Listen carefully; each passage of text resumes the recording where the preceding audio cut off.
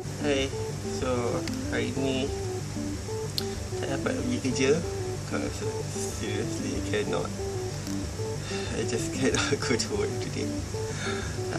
So tadi nak pergi ke klinik, dan when I tersampai tu, kakak kat front table tu kata, "Dek, datang lagi 2 jam boleh?" So I thought, ramai sangat sekarang, lagi 2 jam datang. Macam okay. So yeah, now I'm waiting for another 1 hour and a half so I can go to the clinic again. I hate being sick. Anyways, that's it for now. I'll talk to you later. So I'm on my way back from the doctor. Apparently the doctor kata my blood pressure is really high for somebody who is my age, which I already know. I have high blood pressure for several years already, so I quite know about my blood pressure. And there's a problem with my stomach. Apparently my stomach is, tak tahu, dia kata macam something, ada angin, acid something, I have no idea what he said. He gave me a lot of stomach medication and 2 days MC. Let's see, I'm not sure. Hopefully I get better. I hate being sick. So because of my high blood pressure, my mum recommend to minum this one thing.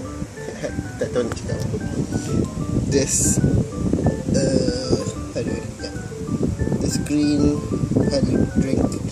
So apparently it's taken from a herb, type of herb, like a daun or something like that, and then they boil it up and then they give it to me to drink. It's really bitter. Old wise still. I don't know whether it works or not, but let's see. Banyak dah ubat kena makan. So for perut saja I got 4 types. There's even charcoalnya, the charcoal pill. And then if I have like diarrhea or anything, which I don't have right now, I have this one. This one is for sakit kepala and kalau pening. Apparently it's different, yeah. Pening is different from sakit kepala. I just knew it. Yeah, I have a lot of things to eat. So routine untuk hari ni, feeling much better. So I guess I have to go to Pamgaea, even though I don't really want to. But yeah, I'll see you guys tomorrow. Yeah, so the vlogs for Friday, Saturday and Sunday will only be uploaded on Sunday.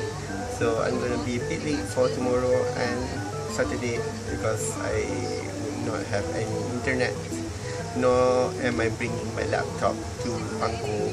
So yeah, it's gonna be a bit late, but it will be coming. So yeah, be good, always mengikuti bahasa and live life guys. So bye.